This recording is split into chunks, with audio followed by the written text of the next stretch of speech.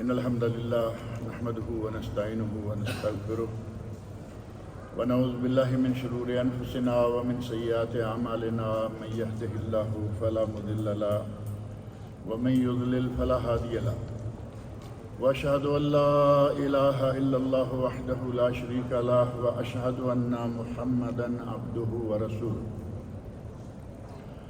أما بعد فإن خير الحديث كتاب الله وخير الهدي هدي محمد صلى الله عليه وسلم وشر الأمور محدثاتها وكل محدثة بدعة وكل بدعة ضلالة وكل ضلالة في النار رب اشرح لي صدري ويسر لي أمري واحلل عقدة من لساني يفقهوا قولي رب أعوذ بك من همزات الشياطين وأعوذ بك رب أن يحضرون اعوذ باللہ السمیع العلیم من الشیطان الرجیم یا بنی آدم خذوا زینتکم عند کل مسجد۔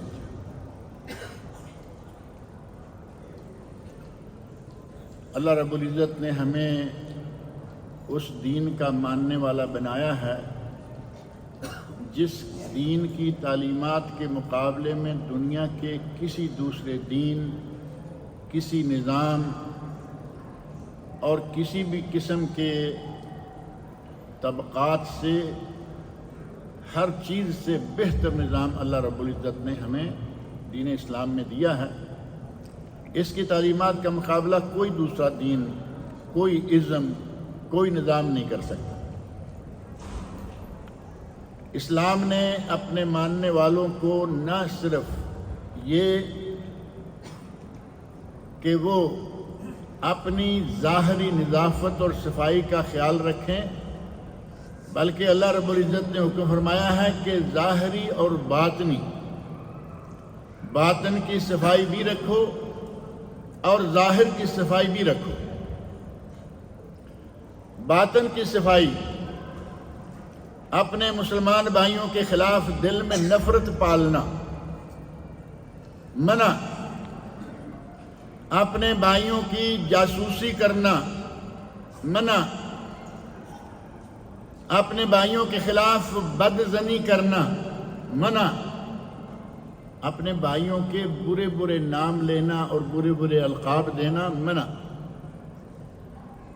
کوئی ایک چیز نہیں، بلکہ جن چیزوں کا تعلق دل سے ہے، ہمارے باطن سے ہے، ہر چیز کو جو معاشرے کے لائق نہیں، اللہ رب العزت نے اور نبی اکرم صلی اللہ علیہ وسلم نے اس سے ہمیں منع کر دیا۔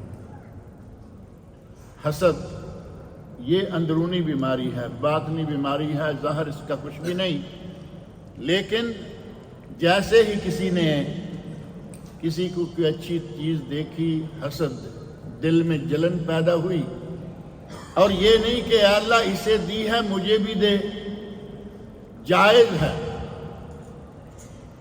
نبی اکرم صلی اللہ علیہ وسلم نے فرمایا لا حسد الا فی اثنتین، دو چیزوں میں رشک یا حسد جائز ہے۔ اور رشک کن دو چیزوں میں؟ کسی کے پاس مال ہو یا کسی کے پاس علم و حکمت ہو۔ ان دو چیزوں میں آپ اپنے دل میں یہ رکھ سکتے ہیں کہ یا اللہ اسے بھی دیا ہے مجھے بھی دے، لیکن اگر دل میں یہ ہو کہ یا اللہ مجھے دے یا نہ دے، اس کا تو اس سے لے لے، تو یہ ہے بدترین صفت مسلمانوں کے اندر اور کافروں کے اندر۔ لیکن ہمیں کافروں سے کیا؟ مسلمانوں میں یہ چیز نہیں پائی جانی چاہیے۔ اس حسد نے کتنی تباہیاں کی، آپ تاریخ انسانی پر تھوڑی سی موٹی موٹی نظر ڈال کے دیکھیں، سب سے پہلا انسان اس دنیا میں حضرت آدم علیہ السلام۔ آدم علیہ السلام کے بیٹے قابیل نے اپنے سگے بھائی حابیل کو قتل کیوں کیا؟ صرف حسد کی بنا پر۔ اور حضرت یوسف علیہ السلام کے بھائیوں نے حضرت یوسف علیہ السلام کو قتل کرنے کی سازش کی، بالآخر کنویں میں پھینک کے چلے آئے کہ مر کھپ جائے گا۔ اس کام پر انہیں کس نے مجبور کیا؟ حسد نے۔ لیکن جسے اللہ رکھے اسے کون چکھے۔ اللہ رب العزت نے نہ صرف یوسف علیہ السلام کی حفاظت کی بلکہ کنویں سے نکالا اور تخت شاہی تک پہنچا دیا۔ عزیز مصر اور حاکم مصر ہو گئے۔ حسد، بدزنی، جتنی بھی اندرونی بیماریاں ہیں، آپ سورۃ الحجرات پڑھیں، قرآن کریم کے دیگر مقامات دیکھیں اور نبی صلی اللہ علیہ وسلم کی احادیث دیکھیں، اسلام نے ہر بری صفت سے مسلمانوں کو روک رکھا ہے، وہ اندرونی ہو، اور اسی طرح ہر اس برے کام سے روک رکھا ہے جو بظاہر ہمیں نظر آ رہا ہو۔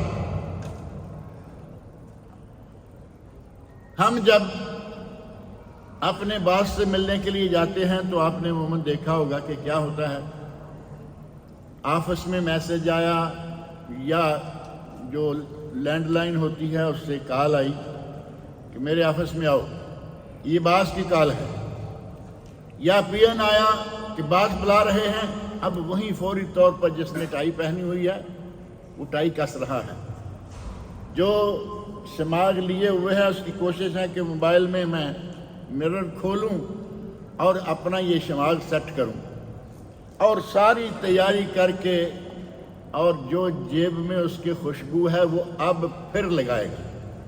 صبح آتے ہوئے بھی لگائی، اچھی بات، اب باس کے پاس جا رہا ہے، ایک مرتبہ پھر لگا رہا ہے کہ باس کے پاس میں جاؤں تو میں up to date, neat and clean, یہ دونوں صفتیں میرے اندر پائی جائیں۔ یہ کس کے سامنے جا رہا ہے؟ دنیا کے ایک انسان کے سامنے، لیکن جب مسجد میں آتا ہے تو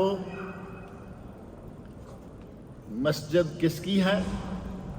اللہ کا گھر، بیت اللہ معروف ہے نا، اللہ کے گھر ایک انسان کے سامنے جانے کے لیے اتنی تیاری، اور جب اللہ کے گھر آئیں گے تو سلیپنگ سوٹ میں سیدھے مسجد میں آ جاتے ہیں۔ اور سلیپنگ سوٹ بھی آپ جانتے ہیں کہ آج کل کس طرح کے آئے ہیں،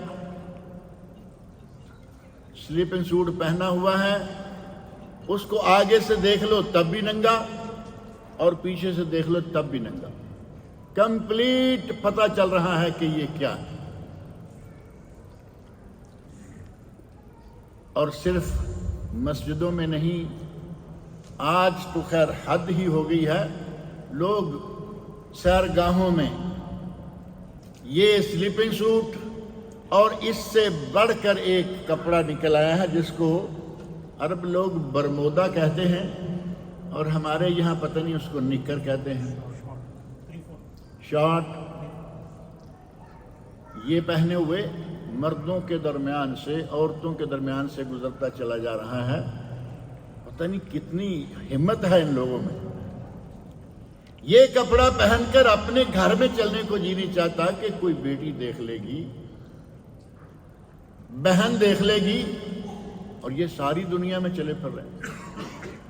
اور کچھ لوگ یہ کپڑا پہن کے آ جاتے ہیں جس کو سینڈو، میرا خیال ہے سینڈو بنیان کہتے ہیں، سینڈو بنیان، آدھا کندھا بھی ننگا ہے، اور کبھی کبھی ایسا ہے کہ اس سے آدھی پشت بھی ننگی ہو رہی ہے، آگے سے تھوڑا پیٹ بھی ننگا ہو رہا ہے۔ یہ اوپر سے یقین مانے کہ بعض دفعہ شرم آتی ہے، مسجد میں نماز پڑھ رہا ہے اور اس کی پیچھے سے آدھی شرمگاہ ننگی ہو رہی ہے۔ یہ اللہ کے گھر میں آنے کے لیے اہتمام کر رہے ہیں۔ اللہ رب العزت نے ہمیں صفائی ستھرائی، نظافت اور پاکیزگی کا حکم دیا ہے، الطہور شطر الایمان،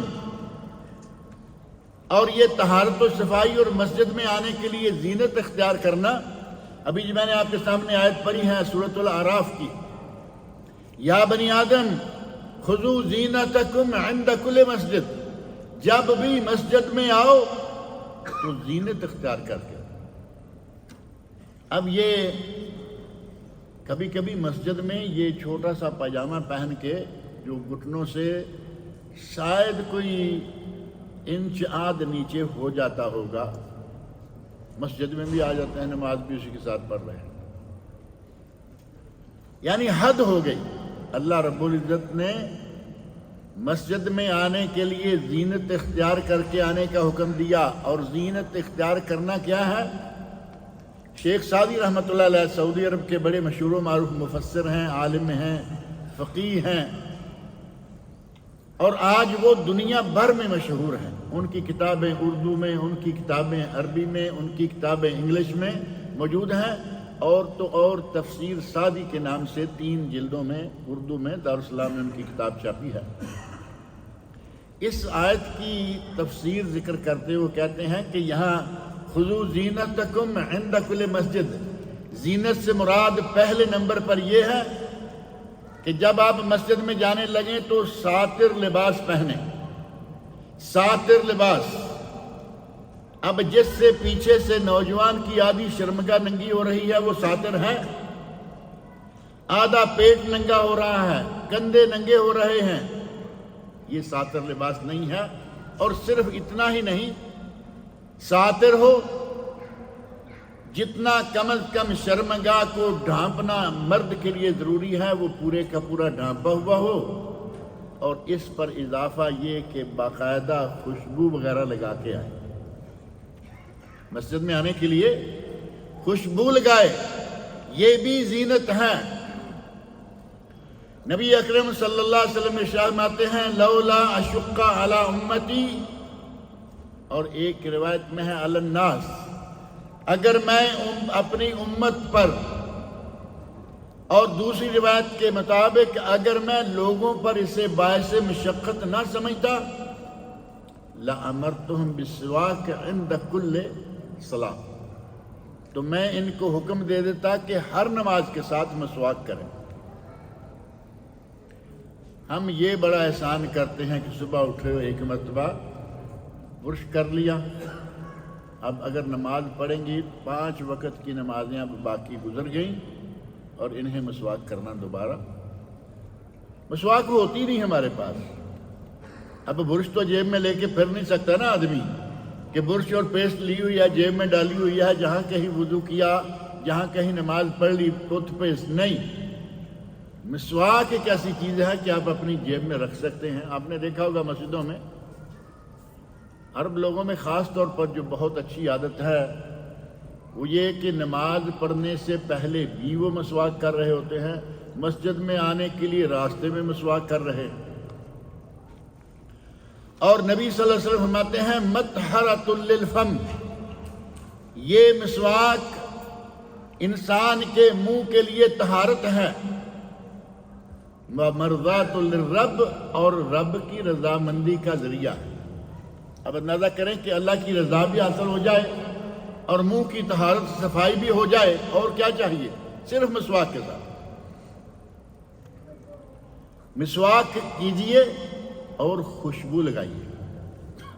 نبی اکرم صلی اللہ علیہ وسلم کو خوشبو بہت پسند تھی، بلکہ آپ نے فرمایا آپ کی دنیا سے حبب الی من دنیاکم ثلاث، آپ کی دنیا سے مجھے 3 چیزیں بہت محبوب ہیں، ان 3 چیزوں میں سے ایک خوشبو بھی ہے۔ الطیب، خوشبو، عطریات، اور اگر یہ جو ٹشٹش ہے پرفیوم، اگر پرفیوم میں الکوہل نہ ہو تو وہ بھی استعمال کریں۔ کوشش کریں کہ الکوہل کے بغیر، اور مل جاتی ہیں نان الکوہلک ہیں آج آئی ہوئی مارکیٹ میں موجود ہیں، بس مسئلہ وہی ہے کہ تلاش کرنا پڑتا ہے۔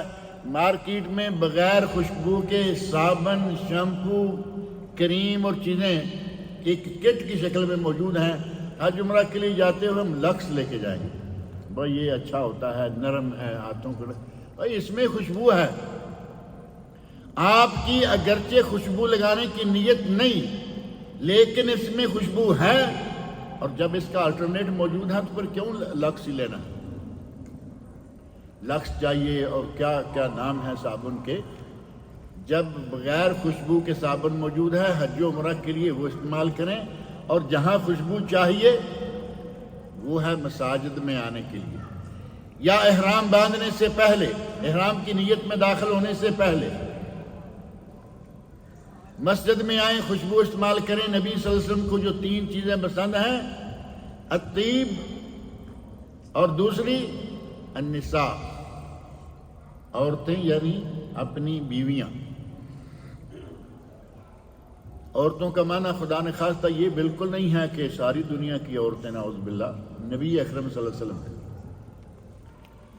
معنی یہ کہ مجھے دنیا سے بیویاں اور خوشبو، اور تیسری چیز کے بارے میں فرمایا وَقُرَّةُ عَيْنِي فِي الصَّلَاةِ، اور میری آنکھوں کی ٹھنڈک تو نماز میں ہے۔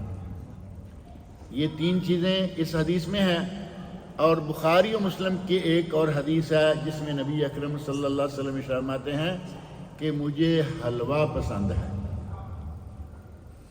صحیح حدیث میں آپ کو حلوہ، خوشبو، بیوی اور سب سے زیادہ پھر بڑھ کے نماز۔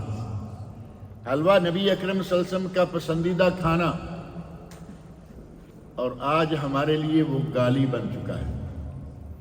حلوہ خور کون ہے؟ اب اپنی طرف تو کوئی نہیں کہے گا نا کہ میں بھی حلوہ کھاتا ہوں، لیکن مولویوں کو بدنام کر دیا یہ حلوہ خور ہوتا۔ اللہ کے نبی صلی اللہ علیہ وسلم کی سنت ہے، کھائیں تو حرج کیا ہے؟ نبی صلی اللہ علیہ وسلم کی سنت سمجھتے ہوئے ایک مزیدار چیز کو کھانا، جیسے خوشبو بھی ہے، مسواک ہے، اور اگر حلوہ کو شامل کریں تو گالی بن جاتا ہے، جبکہ یہ کھاتے سارے ہی ہیں، کھاتے حلوہ سارے ہی ہیں، سویٹ ڈش سب کو محبوب ہے، لیکن کسی کے نام پر یہ پکی کر دی گئی۔ بہرحال مسجد میں آنے کے لیے خوشبو استعمال کریں، نبی صلی اللہ علیہ وسلم کی پسندیدہ چیز۔ مسجد میں آنے کے لیے مسواک استعمال کریں، نبی اکرم صلی اللہ علیہ وسلم کی اور اللہ رب العزت کی پسندیدہ۔ مطہرۃ للفم، یہ منہ کی طہارت، و مرضات للرب، اور رب کی رضا کا ذریعہ۔ اور ہم بجائے اس کے کہ مسجد میں آنے کے لیے صفائی ستھرائی کا خیال کریں، ہم مسجد کی سیڑھیوں پہ آ کے سگریٹ پھینکتے ہیں ہاتھ سے۔ گھر سے بھی لگا کے نکلے، آتے دھواں اڑاتے چلے آ رہے ہیں، اور مسجد کی سیڑھیوں پہ آ کے پاؤں کے نیچے ایسے رگڑا جیسے اس پہ بڑا غصہ ہے، اور آ کے وہاں آخری صف میں بیٹھ جائیں گے۔ آگے آدھی مسجد خالی پڑی ہے، یہ سب سے پیچھے بیٹھ، اور پیچھے بیٹھنے کی وجہ تو آپ کو معلوم ہی ہوگی۔ سلام پھیریں تو پھر لوگوں کو لانگنا نہ پڑے، آرام سے باہر نکل جائیں، اور باہر جا کے اتنا سخت ضروری ان کو کام کیا ہے، پیٹ میں درد نہیں، صرف باہر نکل کر یہ فوری طور پر جا کے سگریٹ سلگائیں۔ آپ اندازہ کریں کہ نبی اکرم صلی اللہ علیہ وسلم ارشاد فرماتے ہیں جو آدمی لہسن، پیاز، مولی اور شلگم،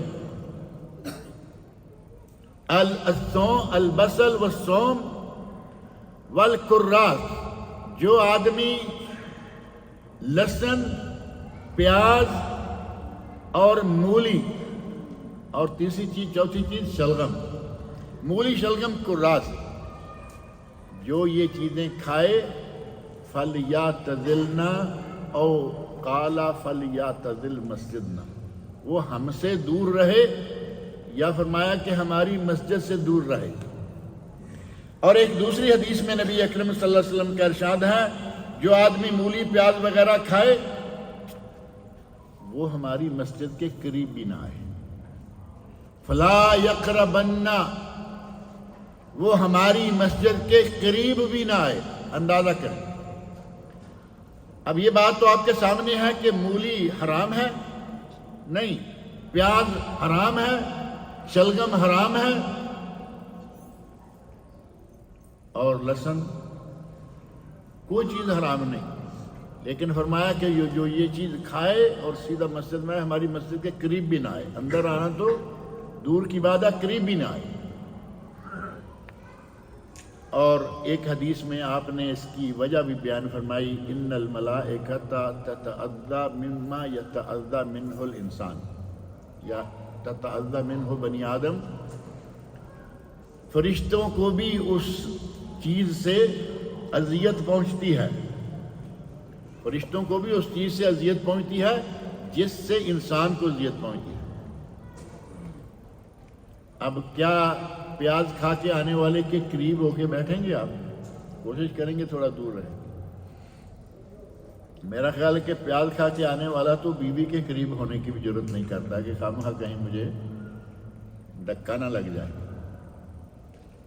اللہ کے گھر آئیں، پیاز کھا کے سیدھے بھاگے چلے آ رہے ہیں۔ اور نبی صلی اللہ علیہ وسلم کا ارشاد دیں کہ مسجد کے قریب نہ آئیں، اور مسجد میں آئیں تو فرشتوں کو اور نمازیوں کو اذیت دیں گے۔ نمازیوں کی اذیت تو ہم دیکھتے سنتے رہتے ہیں، فرشتوں کو اذیت پہنچتی ہے، نبی اکرم صلی اللہ علیہ وسلم کا ارشاد ہے اور ہمارا ایمان ہے۔ کیا یہ طہارت و صفائی ہے؟ نبی اکرم صلی اللہ علیہ وسلم نے ہر وہ چیز جو انسان کے جسم سے، انسان کے منہ سے، انسان کے اعضاء سے بدبو پیدا کرنے کا ذریعہ بنے، اس چیز سے روک دیا۔ حتیٰ کہ بعض چیزیں ایسی ہیں کہ جو بظاہر نظر بھی نہیں آتی، لیکن اسلام نے ان پر بھی پابندی رکھی ہے، نظر آئے نہ آئے ان کے لیے ایک ٹائم مقرر کر دیا۔ اور وہ چیزیں کیا ہیں؟ نبی اکرم صلی اللہ علیہ وسلم کا ارشاد صحیح بخاری مسلم کی متفق علیہ حدیث، خمس من الفطرہ، 5 چیزیں فطرت میں شامل ہیں، اسلام میں، دین میں، مسلمانوں کے لیے نہیں، بنی آدم کے لیے۔ فطرت سے مراد نیچر، 5 چیزیں نیچر میں شامل ہیں، ان کا کیا کرنا ہے؟ ان کو نکالنا ہے، ان کو کاٹنا ہے۔ اور ان 5 چیزوں میں سے جو نبی اکرم صلی اللہ علیہ وسلم نے فرمائی، سب سے پہلی چیز ہے الختان، بچے کا، لڑکے کا ختنہ کرنا، بچے کی بات کہتے ہیں طہارت کرنا۔ بچے کا ختنہ اور طہارت تو معروف ہے نا، یہ فطرت انسانی میں داخل ہے۔ آپ اندازہ کریں کہ اسلام نے مسلمان کو پیدا ہوتے ہی صفائی ستھرائی کی طرف توجہ دلائی۔ بچے کو تو پتہ نہیں، ماں باپ کو تو علم ہونا چاہیے۔ بچے کا ختنہ کریں، 7ویں دن کریں، عقیقہ کے ساتھ ہی تو بہت اچھا، اور اگر 7ویں دن نہیں تو جب موقع ملے۔ اور بعض روایات سے پتہ چلتا ہے کہ بعض لوگوں نے، بعض انبیاء نے بڑی عمر میں جا کر، جب اللہ رب العزت کا حکم دیا، آیا، ختنہ کیا۔ کافروں کے یہاں یہ سنت معروف نہیں ہے، لیکن مسلمانوں کو اللہ رب العزت نے حکم دیا اور فرمایا کہ یہ فطرت میں سے ہے۔ والاستحداد، اور زائد بالوں کو کاٹنا۔ استحداد کا معنی حدید، یعنی زائد بال جو ہیں بغلوں وغیرہ کے، ان کو لوہے کے ساتھ زائل کرنا۔ اب آپ لوہے کو، ریزر ہے، بلیڈ ہے، یا اس طرح کی کوئی بھی چیز ہے، اس کے ساتھ زائل کریں۔ اور اگر کسی کے لیے یہ مشکل ہے، بعض لوگ ایسے ہیں، کبھی کبھی سوال لوگ پوچھتے ہیں، جی ہمارا پیٹ اتنا بڑا ہو گیا، یا ہم اس پوزیشن میں ہیں کہ ہم اپنے زیر ناف صفائی نہیں کر سکتے، تو کیا کریم استعمال کر سکتے؟ آج کل کریمیں بھی نکل آئیں گی نا۔ اگر کوئی ہیئر ریموور کریم استعمال کرتا ہے تو جائز، کوئی حرج نہیں، لیکن اصل یہ ہے کہ وہ لوہے کی کسی چیز کے ساتھ صفائی کی جائے۔ آپ اندازہ کریں کہ ختنہ کرنا اور استحداد، یہ زائد بال صاف کرنا، قص شوارب۔ قص شوارب کیا ہے؟ مونچھوں کو کاٹنا۔ قصہ یقصو کا معنی کاٹنا ہے کینچی کے ساتھ، مقص کینچی کو کہتے ہیں۔ ہمارے بعض لوگ مونچھوں کی باری آتی ہے تو پھر ان کو اس طرح ہی یاد آتا ہے، صرف بلیڈ ہی یاد آتا ہے، جبکہ نبی صلی اللہ علیہ وسلم نے قص الشوارب اس حدیث میں فرمایا۔ کئی لوگوں نے دوسری روایت لی، جزو، مونچھوں کو ختم کرو اور داڑھی کو بڑھاؤ۔ ختم کرنے میں وہ ڈال لیتے ہیں، لیکن اگر مونچھیں رکھی جائیں تو کوئی حرج نہیں، ان کی ایک حد ہے، اور حد کیا ہے؟ کسی حدیث میں یہ الفاظ موجود ہیں، قص شوارب اپنی شوارب پر پڑنے والے بالوں کو کاٹو۔ شوارب کیا ہے؟ یہ جو ہونٹ کا حصہ ہوتا ہے نا، جہاں تک عموماً پانی بھی لگتا ہے، زبان بھی لگتی ہے، یہ ہے شارب۔ اس شارب پر مونچھوں کا بال نہیں پڑنا چاہیے، تاکہ وہ پانی پیتے وقت پانی میں نہ جائے، دودھ پیتے وقت دودھ میں نہ جائے، بلکہ یہ کہہ لیجئے کہ چائے کافی کے وقت چائے کافی میں نہ جائے۔ کبھی کبھی بعض لوگوں کو دیکھنے میں آتا ہے کہ وہ اتنی بڑی بڑی مونچھیں رکھے ہوتے ہیں کہ جب ایسے ہو نا تو ان کے ہونٹ نظر ہی نہیں آتے، نیچے سے بھی مکمل ہیں، یہ بال ہیں سارے، اور اوپر سے یہ مونچھیں جو ہیں ان کے بال بھی اتنے ہیں کہ وہ سارے دونوں ہونٹوں کو کور کیے ہوئے ہیں، جبکہ یہ بہت غلط ہے۔ فیشن تو ہو سکتا ہے لیکن شریعت نہیں۔ شریعت میں قص و شوارب، ان ہونٹوں کو ننگا ہونا چاہیے۔ اس کے علاوہ اگر یہ سائیڈ میں کوئی پوری بڑی بڑی رکھ لیتا ہے کوئی حرج نہیں، داڑھی کے ساتھ ملا لیتا ہے کوئی حرج نہیں۔ اور بعض ائمہ کے بارے میں کہا گیا، شیخ الاسلام ابن تیمیہ رحمۃ اللہ علیہ مسواک لیتے اور مسواک کو ہونٹ کے اوپر رکھ کر بالوں کو ہٹا کے مسواک کے اوپر آنے والے بال جو ہے وہ کاٹ دیتے۔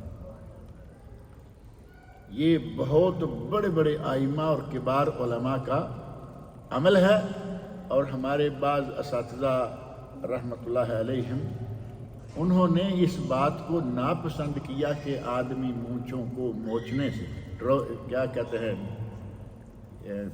جس سے بال نوچے جاتے ہیں، ٹرم کرنا تو نہیں، میرا خیال ہے کچھ اور ہے، وہ کیا ہے بالوں کو نوچنا؟ تھریڈنگ۔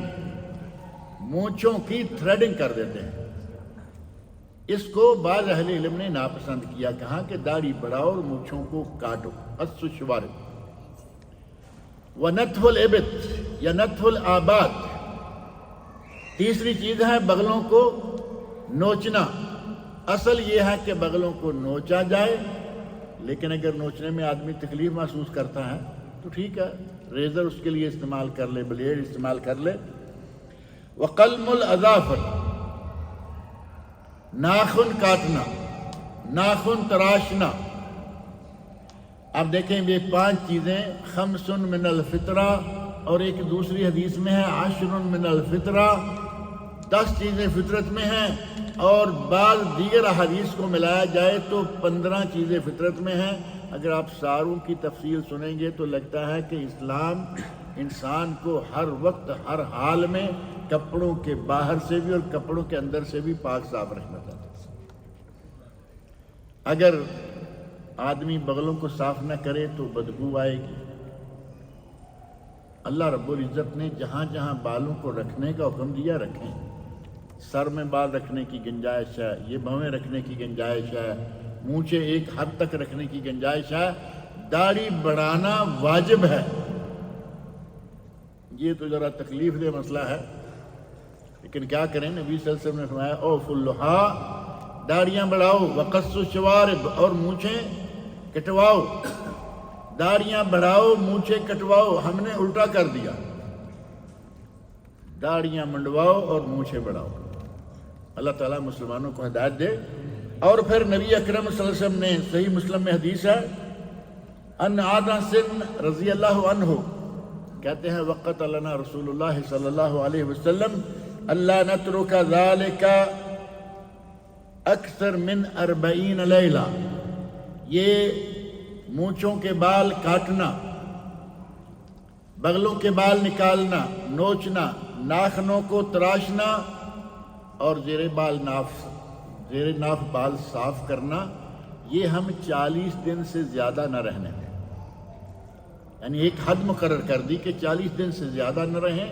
اور علامہ ابن باز رحمۃ اللہ علیہ کا فتویٰ ہے، عام علماء، عام لوگوں کا بھی یہی عالم ہے اور ہونا چاہیے کہ 40 دن تو کافی دور جا کے آتے ہیں۔ 40 دن میں میرا خیال ہے کہ اگر آپ 40 دن کے بعد کسی کے ناخن دیکھیں تو ایسے رکھا ہوگا جیسے اس نے پالے ہوئے ہیں۔ 40 دن ایک لمبی مدت ہے، بال بھی بڑھ جائیں گے، لہذا 40 دن کے اندر جتنی بھی جلدی ہو سکے ان معاملات کو لینا چاہیے۔ نبی اکرم صلی اللہ علیہ وسلم نے ہمیں جو تاکیدیں کی ہیں ان میں سے جمعہ کے لیے آئے، مسجد میں آئے، عیدگاہ میں جائے، ہم اپنی پارٹی کے لیے بڑی تیاری کرتے ہیں۔ پارٹی میں جانا ہے تو بڑی تیاری، طرح طرح کی خوشبوئیں، طرح طرح کے لباس، حتیٰ کہ بعض مالدار لوگوں کے یہاں ایک شخص کے لباس کی اتنی قیمت ہے کہ دوسری ایک پوری فیملی کا لباس آ سکتا ہے۔ یہ فضول خرچی ہوگی یا نہیں؟ کہیں گے جی مالدار ہے، اس کا یہ جو ہاتھ میں لیڈیز کا ہاتھ میں پکڑنے والا بیگ ہوتا ہے، کبھی کبھی بعض چیزیں پڑھنے میں ایسی آتی ہے کہ تعجب آتا ہے۔ یہ میرا ہینڈ بیگ جو ہے یہ اتنے لاکھ کا ہے، ہینڈ بیگ، وہ اتنے لاکھ اور ڈالر بھی ساتھ، اتنے $1000 اتنے لاکھ روپے کا ہے۔ یہ سن کے پھر ایسے لگتا ہے کہ شاید یہ ہینڈ بیگ دودھ بھی دیتا ہوگا گائے بھینس کی طرح، یعنی اتنی قیمت ہے تو پھر یہ کوئی بڑا ہی خاص کام دیتا ہوگا۔ جوتوں پہ لاکھوں روپے اللہ رب العزت نے نعمت دی ہے، خرچ کیجئے، لیکن ایک حد ہے اس کی، اس حد کے اندر رہتے ہوئے ضروری لباس جو ہیں وہ استعمال کریں اور زیب و زینت کریں۔ اور اللہ رب العزت نے سورۃ الاعراف کی آیت 26 میں فرمایا ہے، یا بنی آدم قد انزلنا علیکم لباسا یواری سوآتکم وریشا، اے بنی آدم، ایک آیت میں فرمایا یا بنی آدم خذوا زینتکم عند کل مسجد، اے بنی آدم ہر مسجد میں جاتے وقت، جب بھی مسجد میں جاؤ، جب بھی نماز پڑھنے لگو، زینت اختیار کرو۔ اور یہاں فرمایا کہ اے بنی آدم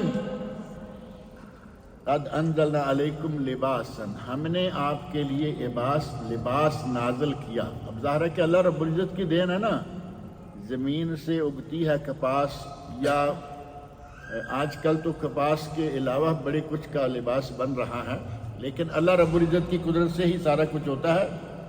فرمایا کہ یہ لباس ہم نے نازل کیا، یواری سوآتکم، یہ تمہاری شرمگاہوں کو چھپاتا ہے، یعنی جسم کو ڈھانپتا ہے، وریشن، اور ساتھ ہی یہ تمہارے لیے خوبصورتی کا باعث بھی ہے۔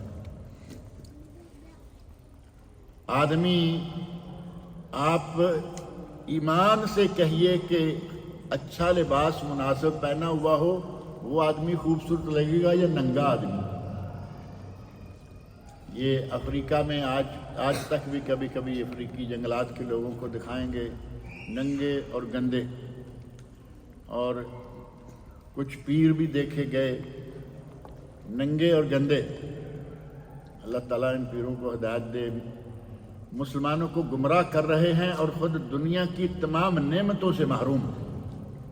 اب کیا اس کے پاس نعمتیں ہیں؟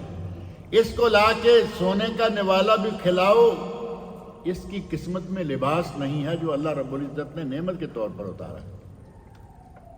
فرمایا کہ یہ زیب و زینت بھی ہے اور تمہارے لیے جسم کے لیے ستر بھی ہے۔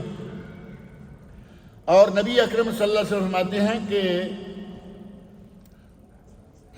آپ نے ارشاد فرمایا، لا يدخل الجنت من کان فی قلبہ مثقال ذرۃ من کبر، وہ آدمی کبھی جنت میں داخل نہیں ہوگا جس کے دل میں ذرہ برابر بھی تکبر ہے۔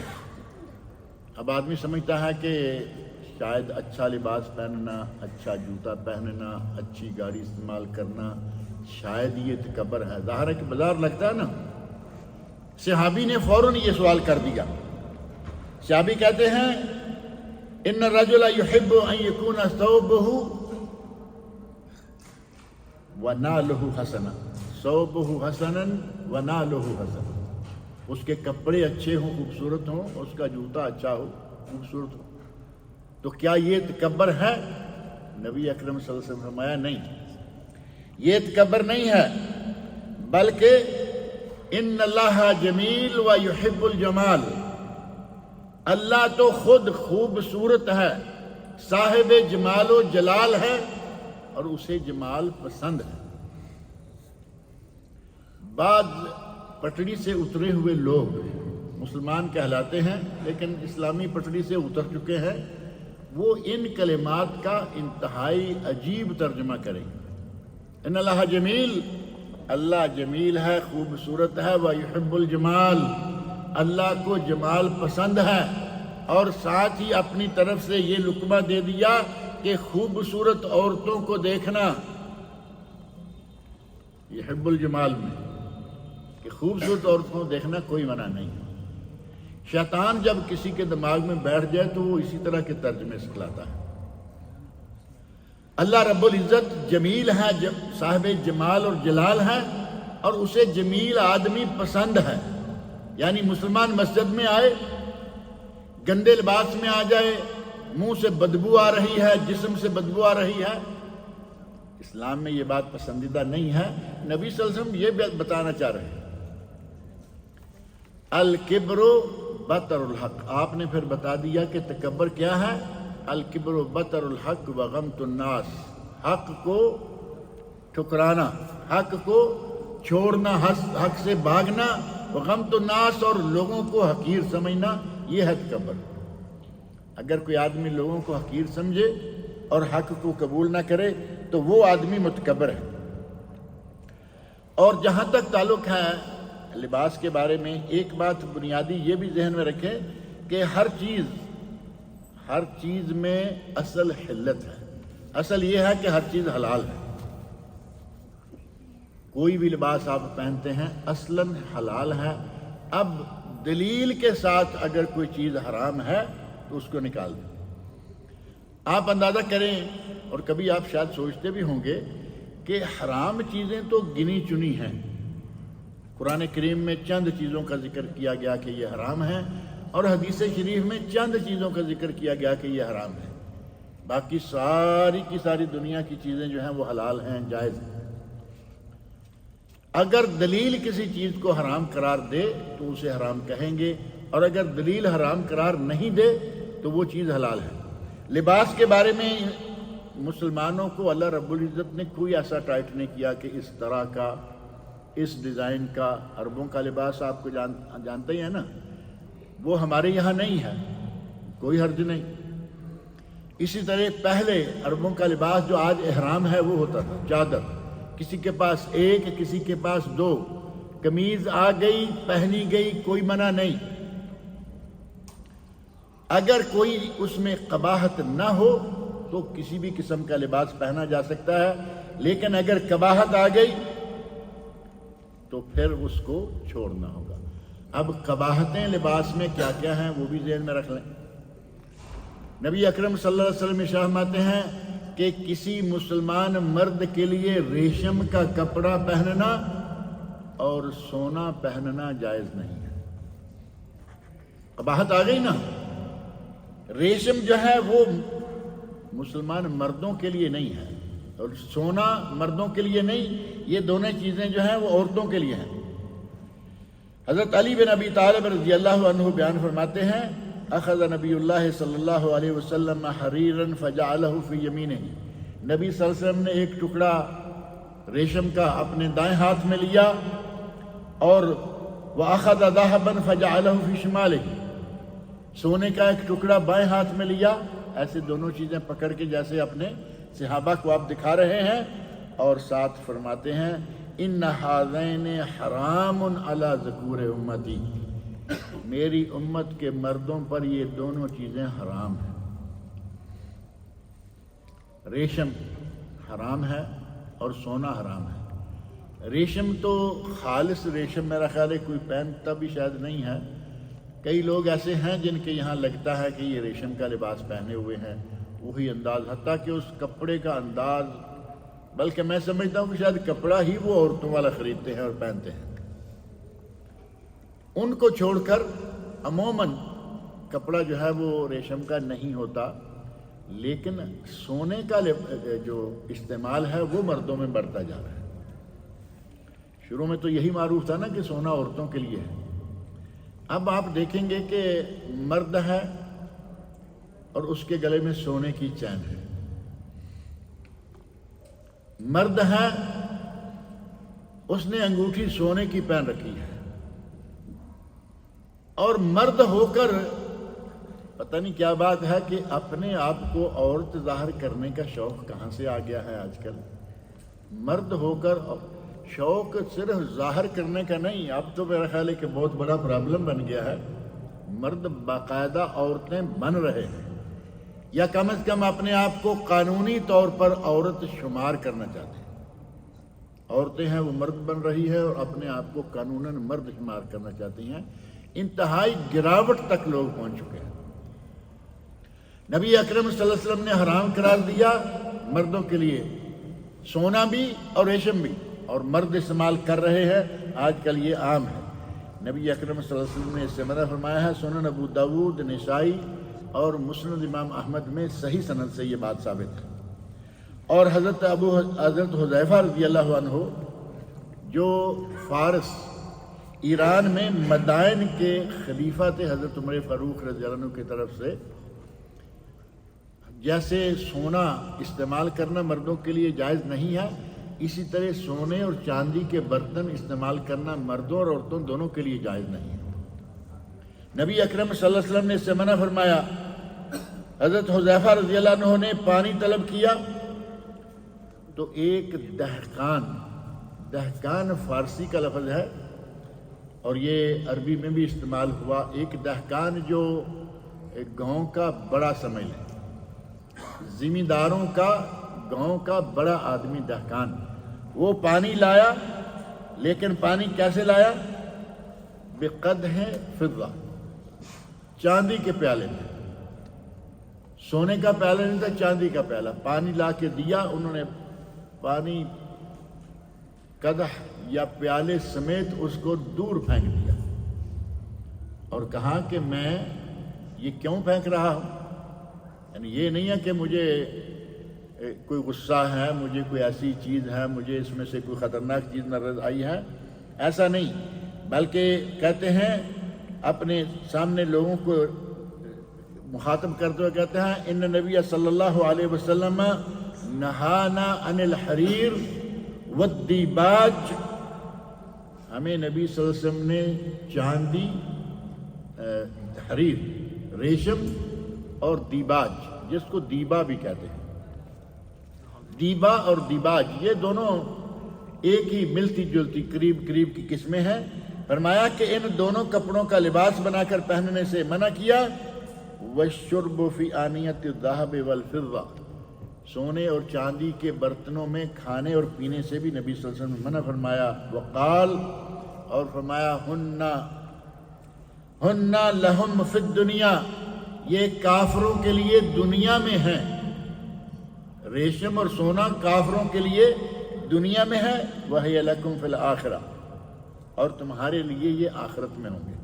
جنت میں سونا بھی ہوگا مردوں کے لیے، جنت میں حریر، دیباج، استبرق، یہ قرآن کریم میں بھی الفاظ موجود ہیں۔ اللہ رب العزت جنت میں اپنے نیک بندوں کو یہ لباس پہنائے گا۔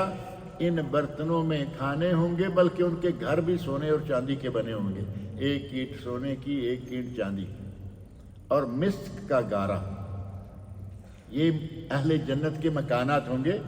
صحیح بخاری شریف میں یہ بات موجود ہے۔ تو حضرت حذیفہ رضی اللہ عنہ نے نبی صلی اللہ علیہ وسلم کے ارشاد کی نافرمانی کو آپ دیکھیں کس انداز سے۔ یہ نہیں کہ میں گورنر ہوں اور میرے سامنے یہ آدمی بڑا احتراماً لایا ہے، اٹھا دیا، پھینک دیا۔ کہا کہ ہمیں نبی صلی اللہ علیہ وسلم نے اس کے استعمال سے منع کیا ہے۔ حضرت عبداللہ بن عمر رضی اللہ عنہ بیان کرتے ہیں کہ حضرت عمر فاروق رضی اللہ عنہ نے بازار میں دیکھا کہ ایک استبرق کا حلہ بیچ رہا ہے، استبرق ریشم کا ایک حلہ، جبہ، وہ بک رہا ہے۔ تو انہوں نے کہا یا رسول اللہ آپ ایک خرید لیں، جب کبھی کوئی وفد آتا ہے، عید ہوتی ہے، جمعہ آتا ہے، باہر سے کوئی ڈیلیگیشن آتا ہے، تو آپ اس وقت یہ پہن لیا کریں۔ تو نبی اکرم صلی اللہ علیہ وسلم نے ارشاد فرمایا انما ھذہ لباس من لا خلاق لہ، یہ اس کا لباس ہے جس کے لیے جنت کا کوئی حصہ نہیں، یعنی یہ مسلمانوں کا لباس نہیں ہے، یہ اس کا ہے جس کے لیے جنت میں کوئی حصہ نہیں۔ حضرت عمر فاروق رضی اللہ عنہ کچھ عرصے کے بعد دیکھا کہ نبی صلی اللہ علیہ وسلم نے انہیں ایک کسی طرح کا حلہ بھیج دیا ہے گھر میں، اور وہ دیباج کا، استبرق، دیباج اور حریر، جیسے میں نے عرض کیا ملتے جلتے کپڑے ہیں۔ تو حضرت عمر فاروق کہتے ہیں کہ یا رسول اللہ، آپ نے تو کہا تھا انما ھذہ لباس من لا خلاق لہ، تو مجھے آپ نے کیوں بھیج دیا ہے؟ عجیب بات لگتی ہے نا۔ فرمایا یا رسول اللہ خرید لیجئے، پہن لیا کیجئے، نہیں خریدا۔ اور کچھ عرصے کے بعد ہدیۃً حضرت عمر فاروق کے پاس ایک اسی طرح کا حلہ بھیج دیا، تو فوری طور پہ سوال تو آئے گا نا کہ یا رسول اللہ میں نے کہا تھا خرید لیں تو آپ نے لیا نہیں، اور فرمایا کہ یہ اس کا لباس ہے جس کے لیے جنت میں کوئی نصیب حصہ نہیں ہے، تو مجھے آپ خرید کے دے رہے ہیں۔ تو نبی اکرم صلی اللہ علیہ وسلم نے فرمایا میں یہ نہیں کہتا کہ یہ پہن لو، بلکہ تبیعھا وتصیب بہا حاجتک، اسے بیچ لو اور اپنی کوئی حاجت پوری کر لو۔ آپ اندازہ کریں کہ یہ لوگ جو نبی اکرم صلی اللہ علیہ وسلم حاکم وقت ہیں، عمر فاروق رضی اللہ عنہ اس وقت ابھی خلیفہ نہیں بنے، لیکن نبی صلی اللہ علیہ وسلم کے کتنے قریب ہیں، آپ کے سسر بھی ہیں، حضرت حفصہ رضی اللہ عنہ کے والد۔ مسلمانوں میں ایک مقام ہے، ایک عظمت ہے، لیکن نبی صلی اللہ علیہ وسلم نے ان کو بہانے سے تعاون کرنے کے لیے حلہ بھیجا کہ یہ بیچ کے اپنی حاجت پوری کر لو۔ یعنی نبی اکرم صلی اللہ علیہ وسلم نے محسوس کیا کہ میرے بھائی کو کوئی ضرورت ہے لیکن پیسہ نہیں ہے، فرمایا کہ یہ بیچو اور اپنی حاجت پوری کر لو۔ تو نبی اکرم صلی اللہ علیہ وسلم نے ان چیزوں کو منع کر رکھا ہے۔ اور ایک حدیث میں ہے من کان یؤمن باللہ والیوم الآخر فلا یلبس حریرا ولا ذہبا۔ مسند احمد میں حدیث ہے، علامہ ناصر الدین البانی رحمۃ اللہ نے اس سے صحیح کہا، جو آدمی اللہ پر اور قیامت کے دن پر ایمان رکھتا ہے وہ ریشم نہ پہنے اور سونا مرد جو ہے وہ استعمال نہ کرے۔ یہ قباحت ہو گئی کہ لباس جو ہے وہ ریشم کا نہیں ہونا چاہیے اور مرد کو سونا نہیں پہننا چاہیے۔ ایک قباحت اور ہے کہ مرد عورتوں والا لباس نہ پہنے اور عورت مردوں والا لباس نہ پہنے۔ آج کل میرا خیال ہے یہ بات قباحت تو نہیں لگتی، یا رہی نہیں، یا لوگوں نے قباحت ختم کر رکھی ہے۔ مرد جو ہیں وہ عورتوں کے جیسے لباس پہنے ہوئے ہیں، یہ سونا بھی تو ایک لباس ہے نا عورتوں کا، مرد بھی پہنے ہوئے ہیں، اور عورتوں کے کپڑے ریشم مرد بھی پہنے ہوئے ہیں، اور عورتیں مردوں کے کپڑے پہنے ہوئے ہیں۔ یعنی مردوں کا صرف کپڑے ہی نہیں بلکہ چال ڈھال انداز بھی مردوں کا ساتھ۔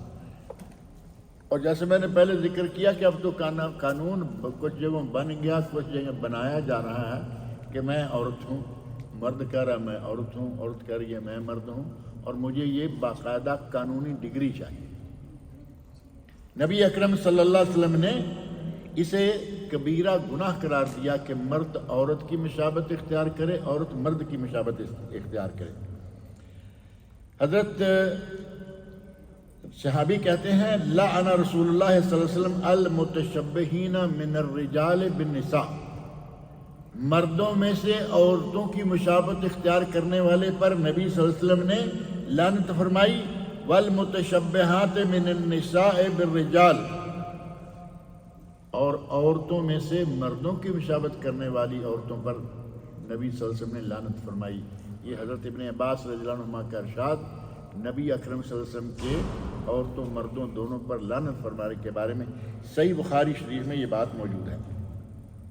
اسی طرح سنن ابو داود میں حضرت ابو ہریرہ رضی اللہ عنہ فرماتے ہیں لعن رسول اللہ صلی اللہ علیہ وسلم الرجل یلبس لبست المرأة، اس مرد پر نبی صلی اللہ علیہ وسلم نے لعنت فرمائی جو عورت کا لباس پہنتا ہے، والمرأة تلبس لبست الرجل، اور اس عورت پر لعنت فرمائی جو مرد کا لباس پہنتا ہے۔ پائجامہ، پتلون، پینٹی، میرا خیال ہے کہ ساری چیزیں، اور اس کے ساتھ ہی یہ جو شارٹ ہے وہ بھی، آج کل یہ ساری چیزیں عورتوں میں آ گئی ہیں نہیں، پہلے مردوں میں آئیں اور اب عورتوں میں آ چکی ہیں، کم از کم جو عریانی عورتوں میں آ رہی ہے فیشن کے نام سے، دین سے دوری کی وجہ سے، یہ بڑی عجیب ہے۔ ایسا لباس مرد پہنے ہوئے ہے، جا رہے ہیں، بال بھی کٹوا لیے مردوں جیسے، لباس بھی پہن لیا، پینٹ شرٹ بھی، کوٹ پینٹ بھی، اور کوٹ ٹائی بھی، میرا خیال ہے کہ یہ تینوں چیزیں پہنی جا رہی ہیں، یعنی مکمل مردانہ لباس پہنے ہوئے ہیں۔ شاید سلائی کے انداز میں تھوڑا بہت فرق ہوگا، مرد بھی جا رہا ہے ساتھ عورت بھی جا رہی ہے، پتہ نہیں کہ ان میں سے کون کون کیا کیا ہے۔ یہ ہے تشبہ، شباہت، مرد عورتوں کی شباہت اختیار کرے اور عورت مردوں کی۔ اور نبی صلی اللہ علیہ وسلم نے ان پر لعنت کیوں فرمائی ہے کہ یہ اپنی اصل فطرت سے باہر نکل رہے ہیں۔ مرد کی اصل فطرت عورت سے مشابہت کر رہا ہے، عورت کی اصل فطرت یہ مرد کی مشابہت کر رہی ہے، تو نبی اکرم صلی اللہ علیہ وسلم نے اس وجہ سے لعنت فرمائی۔ ایک تیسری قباحت جو لباس میں ہے وہ ہے لباس شہرت، ایسا لباس پہننا جو سب میں سے کسی نے نہ پہنا ہو، تاکہ لوگوں کو پتہ چلے، چلتے اٹھتے بیٹھتے لوگوں کی نظر جائے، یہ ہے لباس شہرت۔ یہ عموماً تکبر کی وجہ سے ہوتا ہے کہ ہمسا کوئی ہے تو سامنے آئے۔ اب یہ کھلے عام اپنے لباس کے ذریعے یہ نعرہ لگا رہا ہے کہ ہمسا ہے کو سامنے آئے، اور یہ نبی اکرم صلی اللہ علیہ وسلم کی حدیث کی روح سے، اور حدیث بھی حسن درجے کی، ابو داود سنن نسائی کبریٰ، سنن ابن ماجہ اور مسند امام احمد میں حسن درجہ کی حدیث ہے۔ اسی طرح یہ بعض دیگر کتب میں بھی ہے، من لبس ثوب شہرہ البسہ اللہ یوم القیامہ ثوب مذلہ، جو آدمی دنیا میں شہرت کا لباس پہنے گا، قیامت کے دن اللہ اس سے ذلت کا لباس پہنا گا۔ یہ حضرت ابن عمر رضی اللہ عنہما کی مروی حدیث ہے۔ اور اتنا ہی نہیں بلکہ اسی حدیث میں آگے یہ الفاظ بھی موجود ہیں، ثم تلہب فیہ النار، اللہ رب العزت اسے ذلت کا لباس پہنا دے گا۔ لوگ دیکھیں گے، آدمی لباس سے ذلیل محسوس ہوتا ہے، لوگ دیکھیں گے کہ یہ بڑی ذلت والا لباس پہنے ہوئے ہے، ثم تلہب فیہ النار، اور پھر اس کے بعد اس لباس میں آگ لگا دی جائے گی۔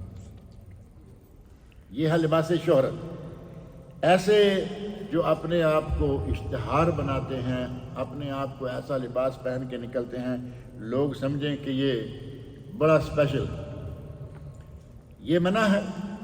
اور اگر اللہ نے نعمت دی ہے اور اس کا اثر دکھانا ہے تو ٹھیک ہے، اچھا لباس پہنو، اچھا کھانا کھاؤ، اچھی گاڑی استعمال کرو، کوئی حرج نہیں، لیکن حد سے بڑھ کے ہمسا کوئی ہو تو سامنے آئے والی بات نہ جائے۔ آپ سی دنیا بے شمار ہے، لیکن آپ کی طرح تھڑ دلے اور مغرور متکبر نہیں سارے۔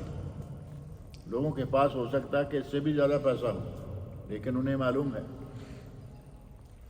نبی اکرم صلی اللہ علیہ وسلم نے ارشاد فرمایا، من لبس ثوب شہرہ البسہ اللہ یوم القیامہ ثوبا مثلہ ثوب مذلہ ثم تلہب فیہ النار، سنن ابو داود میں، کہ اس لباس میں پھر آگ لگا دی جائے گی۔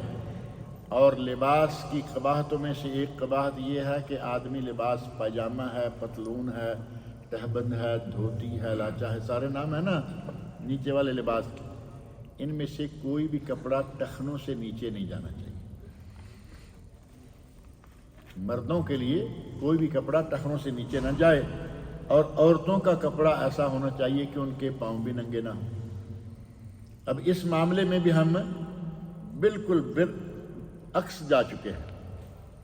عورتیں جو ہیں وہ گھٹنوں کے قریب تک پتلون لے آئی، اور مرد جو ہے وہ چلتے ہوئے پتلون پہنے ہوئے ہے، بوٹ کی 1.5-2 انچ ایڑی بھی ہے، اس کے باوجود پتلون زمین تک جا رہی ہے، ٹخنوں سے نیچے گئی یا نہیں؟ نبی اکرم صلی اللہ علیہ وسلم کا ارشاد صحیح بخاری میں، ما اسفل من الکعبین ففی النار، اگر کسی کا لباس ٹخنوں سے نیچے گیا تو وہ جہنم میں گیا، صحیح بخاری میں۔ اور ایک دوسری حدیث میں نبی صلی اللہ علیہ وسلم فرماتے ہیں من جر ثوبہ خیلا، اگر کوئی آدمی تکبر کے ساتھ اتنا لباس لمبا پہنتا ہے کہ وہ زمین پر رگڑ کر چل رہا ہے، لم ينظر اللہ الیہ یوم القیامہ، قیامت کے دن اللہ نظر کرم بھی نہیں فرمائے گا، اس کو معاف کرنا، اس کو جنت میں بھیجنا تو دور کی بات ہے، اللہ رب العزت نظر کرم بھی نہیں فرمائے گا۔ لہذا اگر لباس پہنے حلال ہے، جائز ہے، لیکن یہ اس میں قباحتیں نہ ہوں اور قیمت کے لیے توسط، درمیانہ میانہ روی ہو۔ یہ بھی نہیں کہ آپ بہت مالدار ہیں اور جان بوجھ کے ایسا لباس پہنتے ہیں لوگ سمجھیں جی بڑا نیک آدمی، مالدار بھی ہے لیکن کتنا نیک ہے، ٹانکے لگے ہوئے ہیں کپڑے میں اور کپڑا بھی دو چار سستا سا، یہ بھی جائز نہیں ہے۔ میانہ روی اختیار کریں، اور میانہ روی اختیار کرنے کا حکم خود اللہ رب العزت نے ہمیں فرمایا ہے۔ سورۃ الفرقان کی آیت نمبر 67 میں ہے وَالَّذِينَ إِذَا أَنفَقُوا لَمْ يُسْرِفُوا وَلَمْ يَقْتُرُوا، وہ لوگ جب خرچ کرتے ہیں تو نہ وہ اسراف سے کام لیتے ہیں، فضول خرچی نہیں کرتے، اور نہ ہی وہ بخل سے کام لیتے ہیں، ہوتے سوتے خرچ نہیں کرتے۔ وَكَانَ بَيْنَ ذَلِكَ قَوَامًا، بلکہ ان کا جو طریقہ کار ہے وہ فضول خرچی اور بخیلی کے درمیان وسط میں ہوتا ہے۔ اور نبی اکرم صلی اللہ علیہ وسلم نے بھی سنن ابن ماجہ کی ایک روایت جو حسن درجہ کی ہے، اس میں فرمایا کلوا واشربوا وتصدقوا والبسوا، دیکھیں کھاؤ بھی، پیو بھی، لباس بھی پہنو، یہ سارے تینوں کام کرو، اور چوتھا کام صدقہ بھی کرو، لیکن ان چاروں کاموں میں ما لم یخالطہ اسراف او مخیلہ، کھاؤ پیو صدقہ کرو کپڑا پہنو جب تک کہ اس میں فضول خرچی اور تکبر نہ آئے، یعنی یہ ایک حد ہے میانہ روی کی کہ میانہ روی رکھی جائے، اور تواضع کے نام پر اگر آدمی حد سے نیچے اتر جائے تو پھر وہ زہد، وہ کہیں کہ غیر محمود زہد ہے جس کو اسلام پسند نہیں کرتا، ہوتے سوتے آدمی سارا کچھ چھوڑ کے بیٹھ جائے۔ البتہ اگر کوئی اللہ کی رضا کے لیے اچھا، بہت اچھی کی بجائے سادہ اور درمیانہ لباس رکھے، نبی اکرم صلی اللہ علیہ وسلم فرماتے ہیں من ترک اللباس تواضعا للہ وهو يقدر علیہ، اگر کوئی آدمی قدرت اور استطاعت ہونے کے باوجود ایسا لباس پہنتا ہے کہ وہ تواضع اور انکساری کا پتہ دیتا ہے کہ میں نہ متکبر ہوں، نہ میں فضول خرچی کرنے والا ہوں، اور اللہ کی رضا کے لیے وہ مناسب لباس استعمال کرتا ہے، دعاہ اللہ یوم القیامہ علی رؤوس الخلائق، قیامت کے دن اللہ تمام لوگوں کے سامنے اسے اپنے پاس بلائے گا، اپنے قریب کرے گا، حتی یخیرہ من ای حلل ایمان شاء یلبس، کہ ایمان کے حلوں میں سے اب جو حلہ اختیار کرو پہن۔ جنت میں پہلی بات، دوسرا حلل الایمان، ایمان کے حلوں میں سے، اور اللہ رب العزت کی طرف سے یہ اختیار کہ جو چاہو پہن، لیکن یہ کس کے لیے؟ جو اللہ کے لیے میانہ روی اختیار کرتا ہے، فضول خرچی نہیں کرتا، بلکہ میانہ روی میں ہی وہ اپنے آپ کو سمجھتا ہے کہ بہتر ہے۔ اسلام نے ہمیں صاف ستھرا رہنے، صاف ستھرا کپڑا رکھنے، ان سب کی تاکید کی، اور ساتھ ہی فرمایا کہ اگر اللہ نے دیا ہے تو اس کا بندے کے جسم پر کچھ نظر آنا بھی ضروری ہے۔ نبی اکرم صلی اللہ علیہ وسلم نے ایک آدمی کو دیکھا، مالک بن نزلہ رضی اللہ عنہ خود بیان کرتے ہیں، میں نبی صلی اللہ علیہ وسلم کی خدمت میں آیا، دیکھا میں ایک سادہ سے کپڑے میں تھا، اور نبی صلی اللہ علیہ وسلم نے مجھے دیکھا کہ میرے بال اٹے ہوئے ہیں اور میں کوئی اتنی اچھی پوزیشن میں نظر نہیں آ رہا، فرمایا حل لک من مال، کیا تیرے پاس کوئی پائی پیسہ ہے؟ ظاہر ہے کہ سیدھی سی بات ہے کہ تم اس طرح کا لباس، حل لک من مال، کیا تمہارے پاس مال ہے، کوئی پائی پیسہ ہے؟ میں نے عرض کیا ہاں ہے۔ قال من ای مال، فرمایا کہ تمہارے پاس کون سا مال ہے؟ سونا ہے، چاندی ہے، کیا ہے تمہارے پاس؟ تو کہتے ہیں میں نے عرض کیا من کل قد آتانی اللہ، مجھے اللہ نے ہر مال دیا ہے من الابل، میرے پاس اونٹ ہیں، میرے پاس رقیق غلام ہیں، والغنم بکریاں ہیں، والخیل گھوڑے ہیں، یعنی ہر طرح کی دولت سے اللہ نے مالا مال کر رکھا ہے۔ قال اذا اتاک اللہ مالا، نبی سے فرمایا کہ اگر اللہ نے تجھے مال دیا ہے، فلیرا اثر نعمت اللہ علیک و کرامت، تو اللہ کی نعمت و کرامت کا تجھ پر کچھ اثر نظر آنا چاہیے، یعنی اتنا بھی گھٹیا قسم کا لباس نہ پہنو کہ پتہ ہی نہ چلے کہ اللہ نے اسے دے رکھا۔ ایک طرف لائن لگی ہوئی ہے گھوڑوں کی، بکریوں کی، اونٹوں کی اور غلاموں کی، اور ایک طرف اتنا لباس کہ نبی صلی اللہ علیہ وسلم نے فرمایا کہ یہ عربی اور بدو کون ہے، یعنی مناسب سا اچھا لباس پہننا چاہیے، حد سے گرا ہوا نہ ہو۔ اور ایک حدیث میں نبی اکرم صلی اللہ علیہ وسلم فرماتے ہیں ما علی احدکم ان وجد السعی ان یتخذ ثوبین لجمعتہ سوا ثوبی محنتہ، سنن ابن ماجہ کی صحیح سند ثابت حدیث۔ آپ فرماتے ہیں کہ اگر کسی کے پاس توفیق ہے، گنجائش ہے، تو وہ 2 کپڑے رکھے۔ اب ہماری توفیق کا دیکھیں اور گنجائش کا دیکھیں، 2 کپڑے رکھیں، ایک کام کرنے کے لیے اور ایک جمعہ کے لیے، یعنی مسجد میں آنے کے لیے بھی کہہ لیں کہ نماز کے لیے بھی اور کام کے لیے بھی 2 الگ الگ، جمعہ کے لیے ہوگا صاف ستھرا اور نماز کے لیے ہوگا صاف ستھرا، اور کام کے لیے جو ہے وہ الگ سے۔ اور ہم نے اپنی آنکھوں سے بعض ایسے لوگ دیکھے ہیں، کسان ہیں، کھیتی باڑی کرنے والے، اپنے کام کے وقت ان کا لباس اور ہیں، بالکل ایسے جیسے کہ واقعی کسان ہی ہے، اور جب وہ گاؤں میں آتے ہیں نہا دھو کے صاف ستھرا لباس پہنا ہوا ہے مسجد میں، پتہ ہی نہیں چلتا کہ یہ تھوڑی دیر پہلے کھیت میں یہی آدمی تھا۔ تو یہ نبی اکرم صلی اللہ علیہ وسلم کا حکم ہے کہ جمعہ کے لیے اچھا لباس رکھیں، عید کے لیے اچھا لباس رکھیں۔ آپ کسی وفد میں جا رہے ہیں، آپ خود اچھا رکھتے ہیں، کسی پارٹی میں ہوں اچھا رکھتے ہیں، اللہ کے گھر میں آنے کے لیے، اللہ کی عظیم ذات اور اس کے یہ پاکیزہ گھر، ان میں آنے کے لیے آپ اپنی مرضی سے جو چاہیں اٹھا کے پہن لیں۔ ہمیں چاہیے کہ ابھی جمعہ میں خطیب صاحب نے ایک بات ذکر کی ہے کہ ہم نے دیکھا ہے کہ یہ جو سڑکیں صاف کر رہے ہیں لوگ، عام سی لیبر کے لوگ ہیں، انہوں نے صفائی کے لیے کام کے لیے الگ لباس رکھا ہوا ہے، اور جیسے ہی مسجد میں آتے ہیں لباس بدل کے آ جاتے ہیں، یعنی یہیں کہیں ساتھ ہی اپنے ادارے کو جہاں کام کرتے ہیں وہیں کہیں نہ کہیں کوئی لفافہ، کوئی کیس کسی چیز میں شاپر میں ڈال کے اپنا اچھا لباس رکھتے ہیں، نماز کے وقت وہ پہن لیتے ہیں۔ ہمیں اللہ رب العزت نے نواز رکھا ہے، لباس 2 کہاں، ہمارے پاس تو کتنے ہونے چاہیے؟ آپ نے فرمایا ایک جمعہ نماز کے لیے، مسجد کے لیے، اور ایک کام کے لیے۔ ہمارے پاس اللہ تعالیٰ معاف کرے اور اللہ تعالیٰ ہمیں اپنی رحمتوں میں رکھے، بے تحاشا لباس ہوتے ہیں۔ تو ہمیں چاہیے کہ کم از کم مسجد میں آنے کے لیے جو آداب ہیں ان کا خیال رکھے، اور اگر کسی نے بال رکھے ہوئے ہیں، اب دیکھیں مسجد میں آنے والے کے لیے بھی، مسجد کے اندر بھی اور باہر بھی بال رکھے ہوئے ہیں، داڑھی بھی تو بال ہی ہے نا، سر کے بھی بال ہیں۔ کئی لوگوں کو آپ دیکھیں گے بال تو رکھے ہوئے ہیں لیکن سر کے بالوں میں آج کل پونی لگائے ہوئے کچھ لوگ ملیں گے۔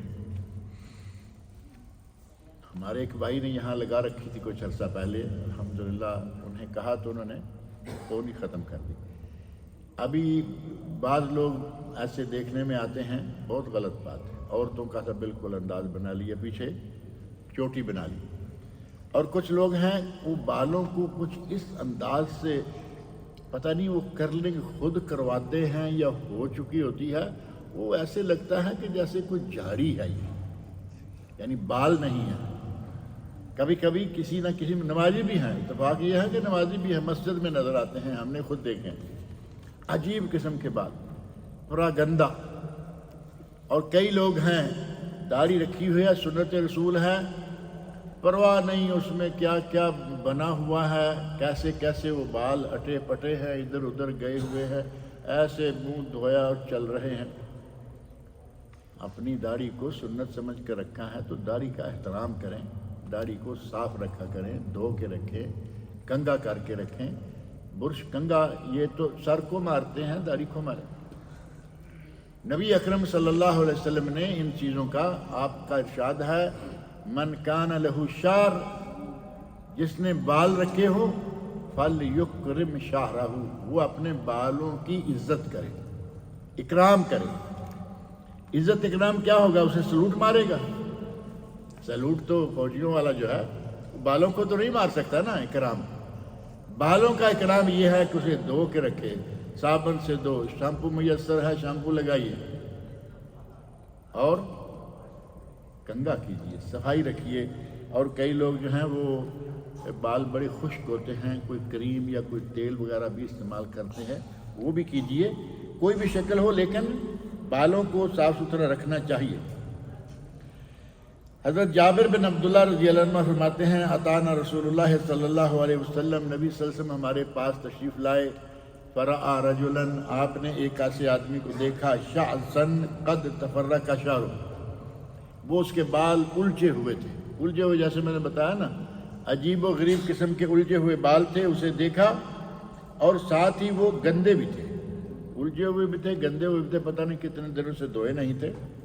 فرمایا اما کان ھذا یجد ماء یغسل بہ ثوبہ، کپڑے گندے تھے، بال الجھے ہوئے تھے۔ فرمایا کہ اس کے پاس کوئی اتنے پیسے نہیں ہیں کہ یہ تھوڑا استعمال، اس کے پاس پانی نہیں ہے کہ پانی استعمال کر لے، بالوں کو دھو لے، سر کو دھو لے، کپڑے کو دھو لے۔ اپنے دوسری جگہ آپ ارشاد فرماتے ہیں کہ یہ آدمی، جیسے حدیث میں نے ذکر کی ہے، اگر کسی نے بال رکھے ہوئے ہیں تو بالوں کی عزت کرے، اور عزت یہی ہے، اکرام یہی ہے کہ وہ بالوں کو صاف ستھرا رکھے، دھو کے رکھے۔ کپڑوں کے سلسلہ میں ہی ایک بات اور بھی ذہن میں رکھیں کہ بعض کپڑے آج کل استعمال کیے جا رہے ہیں جن پہ کچھ ایسے الفاظ ہوتے ہیں کہ عام آدمی کو وہ معنی معلوم نہیں ہے۔ آدم یعنی ہو سکتا ہے کہ جس نے پہنا ہوا ہو اسے بھی معلوم نہ ہو، لیکن آپ اس کا جو لکھے ہوا ہے پوری بنیان یا قمیض پرنٹ، اسی پورا کپڑا اسی سے پرنٹ ہے، اور وہ لفظ انتہائی گندا ہے، معنی کے اعتبار سے کسی دوسری لینگویج کا ہے لیکن بہت گندا ہے، پہنے ہوئے ہیں۔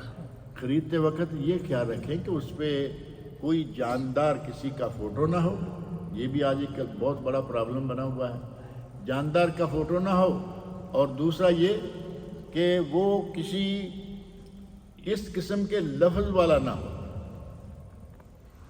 بعض الفاظ تو ایسے ہیں کہ اگر بندے کو خود پتہ چل جائے نا کہ اس کا معنی کیا ہے تو وہ بندہ اسی وقت وہ شرٹ نکال کے زمین پر پھینک دے، لیکن پہنے پھر رہے ہیں، صرف لاپرواہی یہ ہے کہ پوچھا ہی نہیں کہ اس کا معنی کیا ہے۔ بعض پھر وہ ہے کہ خرید کے پوچھتے ہیں۔ ابھی کل پرسوں ایک سوال آیا تھا، ایک چیز اس نے بھیجی مجھے انڈیا سے کہ میں نے یہ پتلون خریدی ہے اور اس پر یہ سائیڈ میں وہ پما یا کیا تھا، بھالو، ہاں پما نہیں بھالو تھی۔ تو میں نے اسے بھی یہ بات کہی تھی، میں نے کہا کہ یہ سوال لوگ چیز خریدنے سے پہلے پوچھتے ہیں کہ بھائی یہ خریدا جا سکتا ہے، پہنا جا سکتا ہے یا نہیں۔ جاندار کا اگر کوئی فوٹو بنا ہوا ہے تو وہ کپڑا استعمال نہ کریں۔ اسی طرح کسی کا کوئی غیر مذہب کا کوئی خاص شعار ہے وہ استعمال نہ کریں۔ سلیب ہے، کراس عیسائیوں کا نشان ہے، اسے استعمال نہ کریں، اور ایسے ہی بعض اور الفاظ ہیں اور چیزیں ہیں جن کو استعمال نہیں کرنا چاہیے۔ اللہ رب العزت مجھے اور آپ سب لوگ کو یہ توفیق عطا فرمائے کہ ہم نبی اکرم صلی اللہ علیہ وسلم کے ارشادات اور قرآن کریم کے فرامین کے مطابق اپنی زندگی کو گزاریں۔ اللہ تعالیٰ مجھے اور آپ سب لوگ کو نیک عمل کی توفیق عطا فرمائے۔